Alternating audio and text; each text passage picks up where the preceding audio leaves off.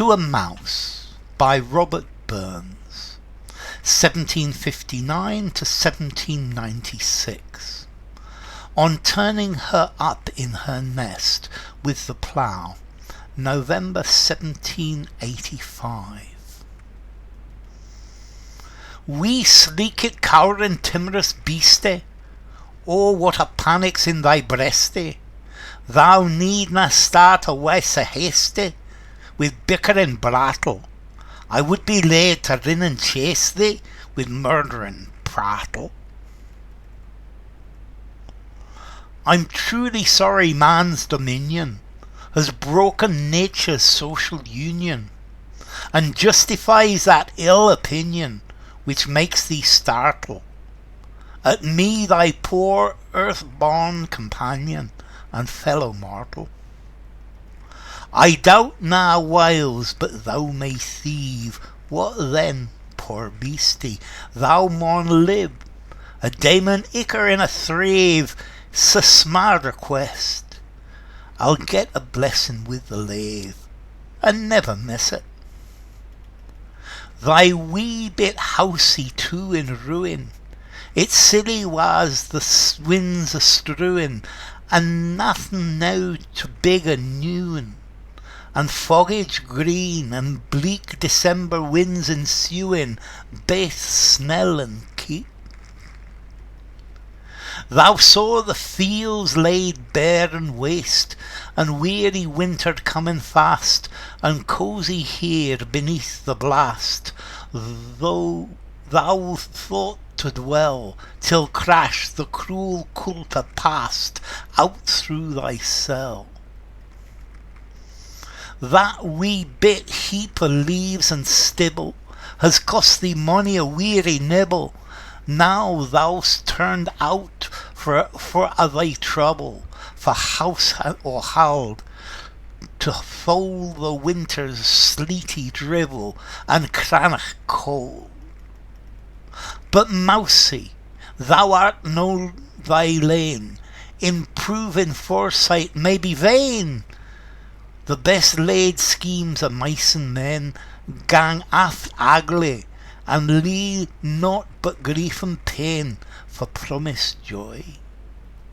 Still thou art blessed compared with me, the present only toucheth thee. But och, I backward cast my ee on prospects drear, and forward though I canna go, I guess and fear. So, to a mouse. Forgive my rather full Scottish accent. Let's see, let me try to explain this to you. This is a poem by Robert Burns. This is in the Scots language. It's the Scottish language. A lot of it, as an English person, I can understand. And this language, it was most commonly spoken in the Scottish Lowlands and the Northern Isles of Scotland, and in Northern Ulster as well. Okay, this is by Robert Burns. Robert Burns was known as the national Scottish poet. He's a romantic poet, and he's from the Scottish Enlightenment. He carries the spirit of his time, and he's thinking about social issues and Scottish culture and Scottish folklore, and he's thinking about love and loss and being human, and he uses this musicality, this musical feeling of the Scottish language, and many of his poems are part of Scottish culture. Anyway, this is a poem to a mouse, which supposedly he turned up while he's ploughing in his farm in Mosgiel. And Burns worked as a farmer to make his living, although he wasn't particularly successful. I mean, Burns was a poet. Anyway, let's see. Wee sleeket, cowran timorous beastie. So, wee is a Scottish word for small. So little, sleek, shiny. Cowering, no, don't hit me.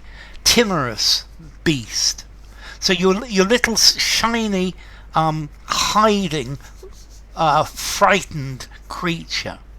What a panic is in your breast, in your chest, in you. So you cowering, frightened little animal. You're so panicked. You need not run away so hastily. So you needn't run away so hastily with bickering brattle, with your bickering noises, with your bickering prattling. So you needn't run away so quickly making all of these noises. I would be loath to run and chase you. So I wouldn't want to have to run and chase you with a murd'ring paddle, with something to hit you. So I wouldn't want to have to run after you with something to hit you and kill you. So he's saying it's okay. Don't worry. Don't run away. I'm not going to kill you. I'm not here to eat you. I'm truly sorry man's dominion has broken nature's social union. So I'm sorry that man's dominion, the fact that I'm here ploughing this field, has broken up your nest, has broken nature. And I'm sorry that the power of man has destroyed any brotherly love between nature and man. I'm sorry that the broken solidarity with nature justifies the ill opinion, the bad opinion, which makes these startle. So I'm sorry that about this, but because that break between man and nature means that you have a very bad opinion of men, and it makes you run away. At me, you poor earthborn companion and fellow mortal. So I see you as a fellow mortal, as a fellow creature, but I'm sorry that your opinion of man is so low for the things that man has done to nature. I doubt not that sometimes you will steal. So I doubt that sometimes you're a thief. Yeah, you steal my food. But what then? Poor creature. You must live. So, but if you don't steal, then how are you going to live? Yes, I'm a farmer, but you must live. A daimen-icker in a thrave. So the odd ear of corn in a thrave. A thrave is 24 sheaves of corn. So you only take a few ears of corn, of wheat. You only take a few ears, and it's a small request. It's only a small thing that you want a few ears of corn to live on, and I will get a blessing with the lave, with what's left. So all of the crops that are left will be a blessing for me, and I'll never miss the tiny amount that you eat. What the amount that you steal from me is not relevant. Thy wee bit housie, your tiny house in ruin. So I put the plough through your your home, and now it's in ruin. Its feeble walls, its little walls, the winds are scattering, are strewing, are blowing everywhere. So your house is now ruined, and the walls of your house are being blown about by the wind. And nothing now to build a new one, and there are no materials to build a new one. This is December, this is the middle of winter. Of foliage, of green foliage. There's no green foliage. There's nothing to build a new nest. And bleak December winds ensuing, and the bleak December winds are blowing. They're both bitter and keen. They're both very cold and very sharp. So there's your house is destroyed. There's nothing for you to build a new one. There's no green foliage, and the winter winds are just blowing and blowing. Thou saw the fields lay bare and waste. You saw the fields were empty, had been harvested, and winter and weary and tired winter was coming fast. And you were cozy here, you were comfortable here, beneath the blast of the winter winds, and you thought you would live here through the winter, till crash, bang, the cruel coulter passed. The coulter is the ploughshare, is the blade of the plough that has gone through the house, out through thy cell. So you saw the fields were empty, and you saw winter coming, and you made yourself comfortable here from the winds, and you thought to live here, until suddenly crash, my plough comes crashing through your house. That wee bit heap of leaves and stubble, so that small pile of leaves and stubble has cost thee many a weary nibble. So you've had to nibble at many different things to build that house, out of leaves and the stubble from the crop. Now you are turned out of your house for all your trouble, without a house or holding. So now you're out of your house, you're all of the trouble that you went to build it, and now you've got no house, nowhere to live, to put up with, to withstand the sleet and dribble and the cold hoarfrost, the cold frosts. So now you've got no house, and you've got to put up with winter. The winter sleet. Sleet is a mixture of snow, water, and ice, and the cold frost. So you've now got no house to live in. But Mousie, you are not alone. Okay, you're not alone. Improving foresight may be vain. So in having a view to the future, in thinking about the future,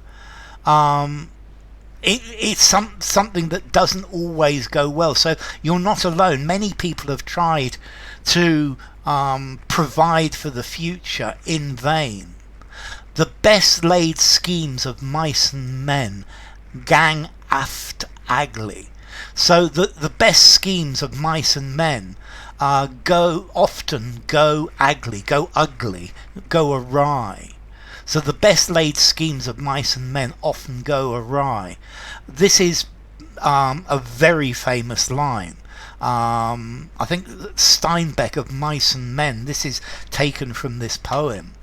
It's saying that we important people and little people, they have schemes and ideas of what they're going to do for the future, and then the plans go wrong, no matter how well we plan them, and leave us nothing but grief, but sadness and pain for promised joy. So we had this plan that we thought was going to be wonderful and going to go really well, and we've just been left with sadness and unhappiness instead of the joy that this plan promised. Still, you are blessed compared with me. The present only touches you. So, compared to me, though, you are you are really well off. This problem is only a problem in the present. But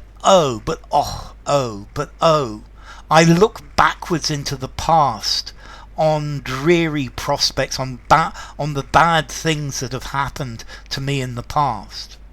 And forward though I cannot see, I guess and fear. So I look back into the past and see all the dreadful things that have happened to me. And I can't see the future, but I can guess, and I fear what's going to happen in the future. I fear what's going to happen to me. So this is a poem by Robert Burns. It's in the Scottish dialect. It's on the edge of understandable. If I can, being able to see the words, and I can understand it. I think if I'm listening to this could be more difficult.